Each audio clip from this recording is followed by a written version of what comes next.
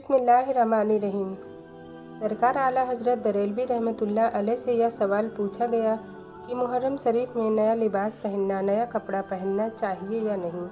तो आला हज़रत रहमतुल्लाह अलैह ने क्या फरमाया, हमें किस पर अमल करना चाहिए, आज की इस वीडियो में हम बताएंगे। यह भी बताएंगे कि मुहर्रम शरीफ के महीने में काला कपड़ा, हरा कपड़ा और लाल कपड़ा पहनने को आला हज़रत ने क्या हुक्म फरमाया, और मुहर्रमुल हराम के महीने में 1 मुहर्रम से 10 मुहर्रम तक जो लोग कपड़े नहीं तब्दील करते उन पर क्या हुक्म है।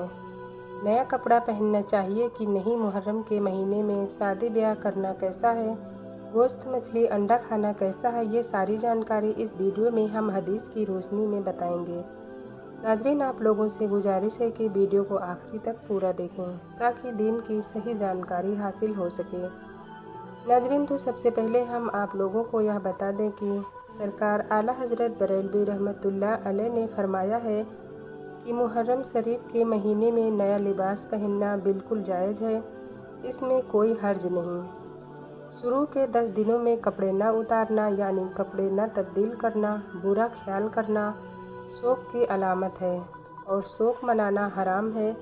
जो लोग मुहर्रम के इन 10 दिनों में काला कपड़ा पहनते हैं, शौक़ मनाते हैं, वो शिया लोग हैं। राफ़िज़ियों का ये काम है जिनके अकायद गलत हैं। अगर कोई खुशी और शौक़ की नीयत से काला कपड़ा पहनता है तो हराम है, वरना बचना बेहतर है, क्योंकि इसमें राफ़िज़ियों की मुसाबहत है। इनसे मुसाबहत ना हो इसलिए काले कपड़े पहनने से परहेज़ करें, क्योंकि राफ़िज़ी शिया लोग काले कपड़े पहनकर मातम करते हैं और इनके अकायद गलत हैं।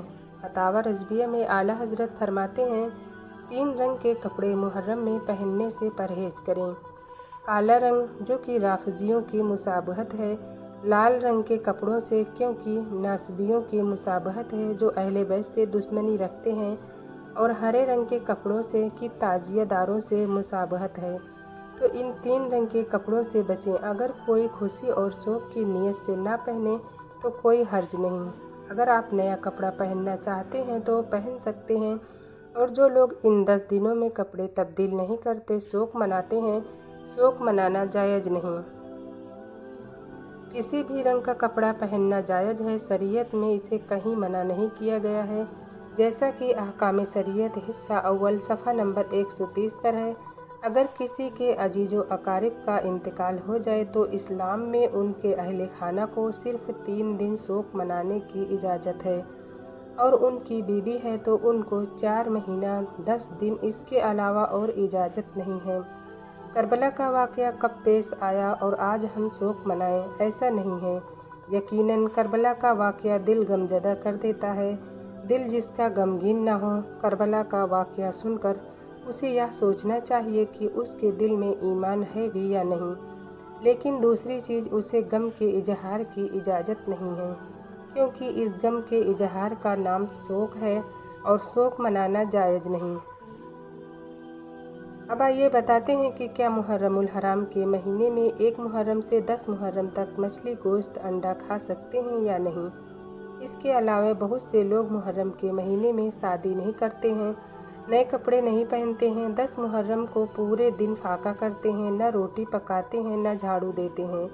इसके अलावा और भी अलग अलग इलाकों, अलग अलग जगहों के हिसाब से और भी बहुत सारी रसूमात इस महीने में लोगों ने अपना रखी है।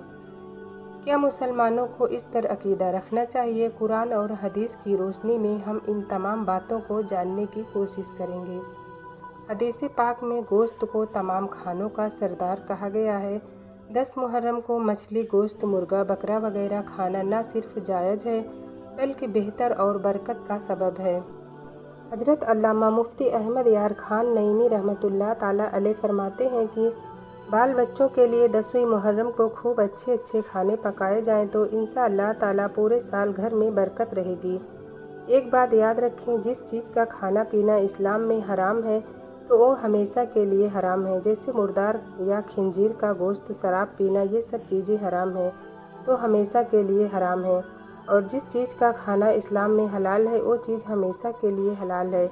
ऐसा नहीं कि किसी खास दिन में खाना हराम हो जाता है और बाकी दिनों में जायज़ हो जाता है। हलाल जानवर का गोश्त, मछली, अंडा वगैरह इस्लाम में हलाल है, बिल्कुल जायज़ है। تو یہ ہمیشہ کے لیے حلال ہی رہے گا، چاہے وہ محرم کا مہینہ ہو یا کوئی اور دوسرا مہینہ ہو۔ اور اسلام میں جو چیزیں جائز ہیں، اگر کوئی مسلمان ان چیزوں کو ناجائز اور حرام سمجھے تو یہ اپنی طرف سے گڑھنا ہے اور اس کا بہت زیادہ بڑا گناہ ہے۔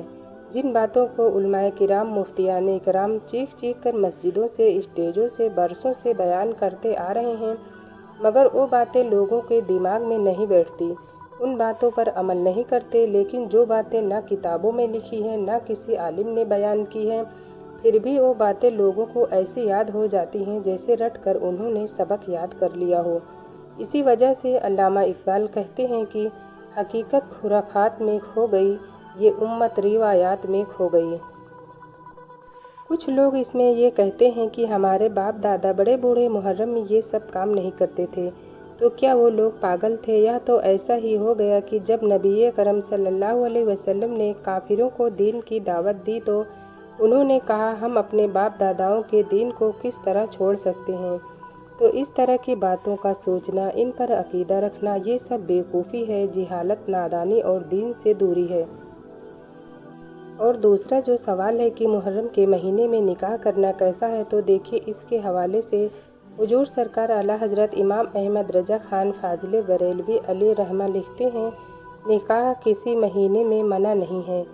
حوالہ فتاوی رضویہ جلد 11 صفحہ نمبر 266۔ تو خلاصہ کلام یہی ہے کہ محرم الحرام کے مہینے میں گوشت، انڈا، مرغا، مچھلی کھانا اور شادی بیاہ کرنا، نئے کپڑے پہننا، یہ سب جائز ہیں۔ جو عوام میں جو باتیں پھیلی ہوئی ہیں، یہ باتیں بالکل من گڑھنت ہیں، اس پر اپنا عقیدہ نہ رکھیں۔ امید ہے کہ آپ کو آج کی یہ ویڈیو اچھی لگی ہو تو آپ اپنے دوستوں احباب تک اس ویڈیو کو ضرور شیئر کریں۔ ویڈیو کیسی لگی کمنٹ میں ضرور بتائیں۔ اللہ ہم سب کو امام حسین کا چاہنے والا بنائے، کربلا والوں سے، اہل بطحار سے محبت کرنے والا بنائے۔ اللہ محرم کے مہینے کے صدقے میں سب کی ضرورتوں کو پورا فرمائے، سب کے رزق میں برکتیں عطا فرمائے، ہم سبھی مومنوں کی نیک جائز تمناؤں کو پورا فرمائے۔ جن کے اولاد نہیں ہیں، امام حسین کے صدقے میں، کربلا والوں کے صدقے میں اللہ ان کو اولاد سے نواز دے۔